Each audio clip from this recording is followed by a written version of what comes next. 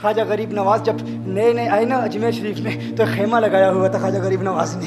خیمے میں خواجہ غریب نواز عصر سے لے کر مغرب کے وقت تک روتے رہتے تھے. ایک نوجوان اجمیر سے باہر گیا ہوا تھا پڑھنے کے لیے, کچھ عرصے کے بعد واپس آیا اور اس خیمے کے قریب سے گزر ہوا اور گزرا تو رونے کی آواز آئی. فوراً دیکھتا ہے کہ خواجہ غریب نواز رو رہے ہیں, ابھی غیر مسلم ہے, اسلام قبول نہیں کیا. فوراً گھر جاتا ہے, ماں سے پوچھتا ہے, ماں یہ مسلمانوں کا گرو کیوں روتا ہے, مسلمانوں کا بابا کیوں روتا ہے؟ میں ہر روز گزرتا ہوں, عصر سے مغرب کے مابین جو وقت ہے یہ روتا ہے. ماں نے کہا جاؤ اس سے پوچھ لو کیوں روتا ہے. وہ نوجوان خواجہ غریب نواز کے خیمے کے اندر آیا, کہا بابا میں ہر روز یہاں سے گزرتا ہوں, آپ کے رونے کی آواز آتی ہے, بتائیے آپ کیوں روتے ہیں؟ کہا جاننا چاہتے ہو میں کیوں روتا ہوں؟ میں نے ایک مدت اپنے مرشد کے ساتھ گزاری ہے, مرشد کی خدمت میں گزاری ہے, مجھے اپنے پیر کی یاد رلاتی ہے, پیر کی یاد رلاتی ہے. میں عصر سے مغرب کے وقت تک اپنے مرشد کی یاد میں روتا رہتا ہوں. اس نوجوان نے کہا اچھا میں نے تو سنا تھا کہ انسان کو جب درد ہوتا ہے, تکلیف ہوتی ہے تو تکلیف انسان کو رلاتی ہے, آپ کو تو محبت ہے,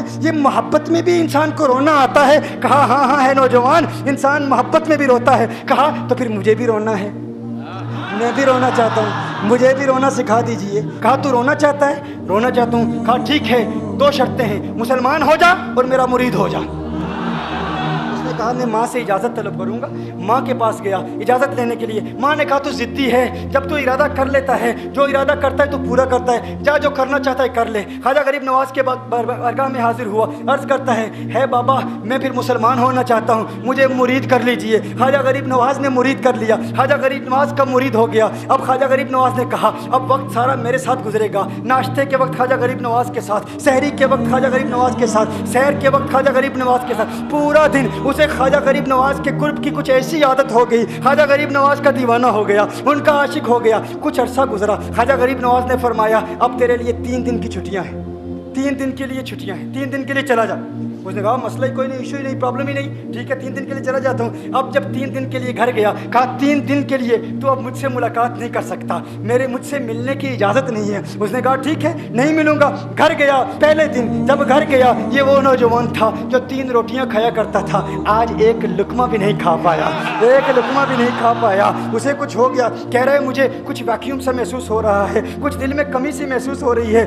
یوں وقت گزرتا گیا, رات کا وقت آیا, آنکھ نہ لگی, سو نہ پایا, مکان کی چھت پر چلا گیا. ماں نے دیکھا بیٹا چھت پر کیوں چلا گیا؟ ماں چھت پر جاتی ہے, بیٹے کیا ہوا؟ کہا پتہ نہیں ماں, پتہ نہیں ماں, میں تو فوراً سو جاتا تھا, آج نیند بھی نہیں آ رہی, آج کھانا بھی نہیں کھا پاتا. ماں تو چلی جا. ماں چلی جاتی ہے. یوں جب سحری کا وقت ہوتا ہے اس کی آنکھوں سے اشکوں کی برسات جاری ہوتی ہے, اس کی آنکھوں سے اشکوں کی برسات جاری ہوتی ہے. وہ رو رہا ہے, اس پر رکت تاری ہے. ماں آتی ہے, بیٹے کیا ہوا؟ کہا ماں مجھے پیار ہو گیا ہے, ماں مجھے محبت ہو گئی ہے, ماں مجھے عشق ہو گیا ہے. جا غریب نواز کے پاس, کہا مجھے بلا لو, اب یہ جدائی برداشت نہیں ہوتی, اب مرشد کی جدائی برداشت نہیں ہوتی. ماں فوراً خواجہ غریب نواز کی بارگاہ میں حاضر ہوتی ہے. کہا میں نہیں جانتی ہے مسلمانوں کے بابا تو نے میرے بیٹے کو کیا دے دیا, تمہارا تعلق نہیں سمجھ پاتی, تمہارا رشتہ نہیں سمجھ پاتی, لیکن وہ تو رو رہا ہے, کہتا ہے واپس بلا لو. خواجہ غریب نواز نے کہا نہیں ابھی وقت نہیں ہے, میں اپنی زبان میں کہتا ہوں. گویا کہ خواجہ غریب نواز نے کہا ہوگا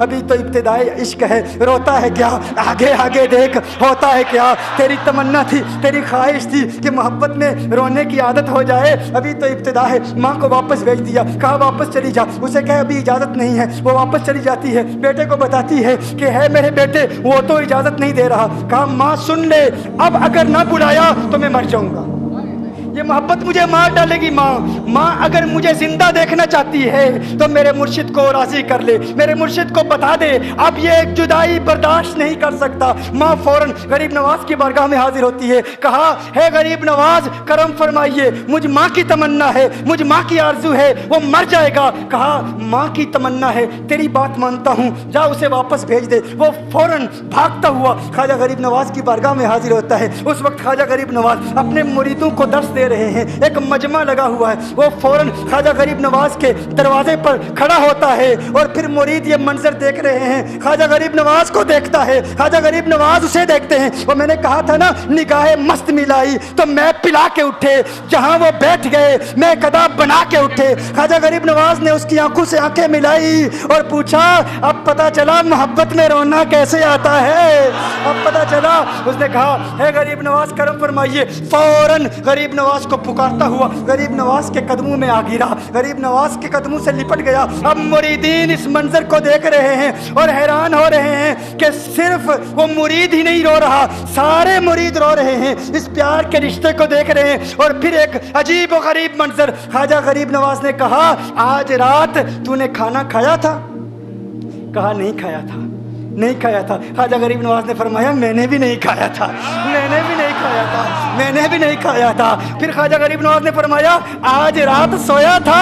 कहा नहीं सोया था। कहा आंख मुझे भी नहीं लगी, नींद मुझे भी नहीं आई। ये मंजर सब मुरीद देख रहे हैं, वो मुरीद भी रो रहा है और ख्वाजा गरीब नवाज की आंखों में अश्कों की बरसात जारी है। ये वो रोने वालों का मकाम है।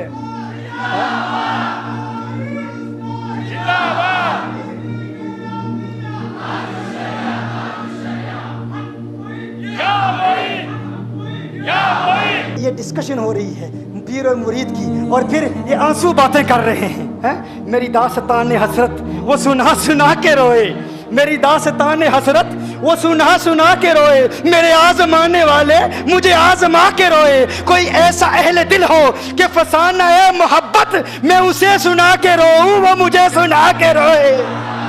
मैं उसे ये रोने, और हम रोने पे आ जाएं तो दरिया ही बहा दें। ये चिश्तियों का रोना है, हम रोने पे आ जाएं तो दरिया ही बहा दें। शबनम की तरह हमें रोना नहीं आता।